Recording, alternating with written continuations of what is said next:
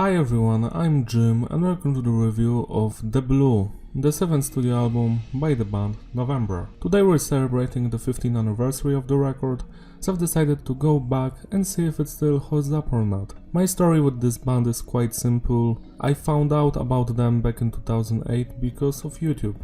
I was just searching for some cool progressive gothic metal music and YouTube recommended this stuff, and I've been a fan ever since.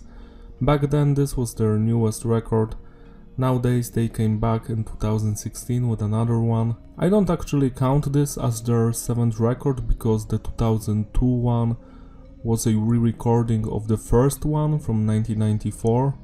So this is actually the 6th record. To this day my favorite album from these guys is actually their first one.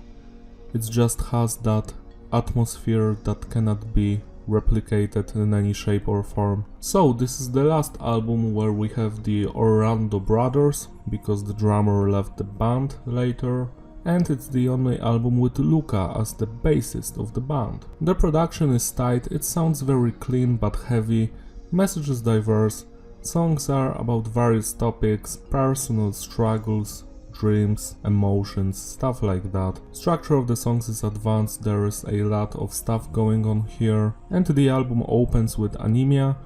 Great song, I love its atmosphere, especially the guitar riffs. The vocalist is killing it on the vocals, especially with the screaming. His singing voice, I am not particularly fond of it, but here it works. It's a great opener, 8 out of 10. The second track, I have no idea how to pronounce this title, is my favorite song from the entire record. I enjoy its heavy side, but it has also a very melodic vibe to it. The vocals are beautiful here, the screaming, the singing, everything. And the guitar solo. The guitar solo is just out of this world. It's the best part of this album.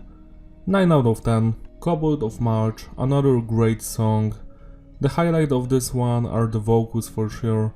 I like his singing here. I usually don't like it, but here it just works, especially in the chorus. Beautiful song that puts you in a more mellow mood. 8 out of 10. Blue Crazy, another highlight of the record for me. Amazing vocals, especially the chorus. The chorus is my favorite part. The riffs, as usual, beautiful. Drummer is killing it. On the entire record from beginning to the end, I have nothing bad to say about the drumming here. 8 out of 10. The 5th song is where the stuff goes downhill. It's not a bad song, it's actually good, but it's not that memorable as the previous songs, especially when it comes to the instrumental work here. Still good, I've enjoyed it, the vocals were great. 7 out of 10. The 6th track is one of my least favorite songs here, because of the vocals. They are not that great, to be honest. I loved the screaming and some of the singing, but the other parts of singing were atrocious to me. The instrumental work is not that interesting, to be honest. It's not a shitty song, but it's not on the same level as the previous ones. 6 out of 10. Iridescence is where the things pick up. I actually really enjoyed this song.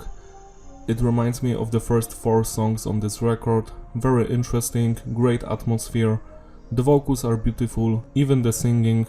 8 out of 10. Sound Odyssey starts with a acoustic guitar, and that melody has to be from another song because I remember this stuff and not from Novembre, so I guess they've ripped off someone or someone ripped off them. Anyways, this is another of those tracks that are not very memorable, to be honest. It's more mellow and calm than the rest of the tracks on the record. I am not particularly fan of the vocals here, especially the singing, but it's okay. Another decent track, you're going to forget about it, but it's not bad. 6 out of 10. Cantus Christi is a song that has an amazing vocal performance, it creates an interesting atmosphere, but the instrumental work is just filler, to be honest. I don't remember any melodies from this track, but I remember the vocals. 7 out of 10. Zenith is mostly an instrumental song, it only has a few vocal parts, which are not that great, to be honest. They're mediocre at best. The first 2 minutes of this song are actually legendary. I adore every guitar melody and the drumming there. Later it becomes very mellow and calm, and I do not enjoy it because it's too long. It's too long, it should have been shorter. As the song goes, it gets worse and worse. So 7 out of 10. Argentic is the worst song on the entire record. I don't like the vocals here, and the instrumental work isn't that good, to be honest. I wish this song wasn't on the record. It's just average. 5 out of 10. The Orbit is the final track. I enjoy the atmosphere of it. The screaming vocals are back, and that makes me very happy, but some of the singing doesn't fit in, especially at the end. I do enjoy the first 2 or 3 minutes of this track, but as it goes, it gets slightly worse, so it's just good. 7 out of 10. To sum it all up, the consistency is stable and the flow is fitting. Replayability?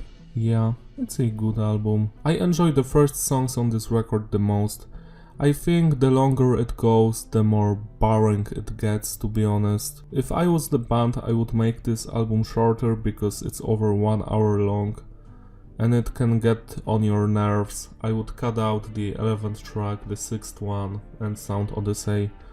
I'm sure the album would have benefited from it, but I still think it's an interesting journey. It's not on the same level as their albums from the 90s, which I am a big fan of, but it's still good. It's not like they fell off. It was a nice ride. Thank you for watching. Don't forget to like and subscribe. Celebrate the anniversary by spinning this album today with me. It deserves some attention. Check out my other reviews. Bye!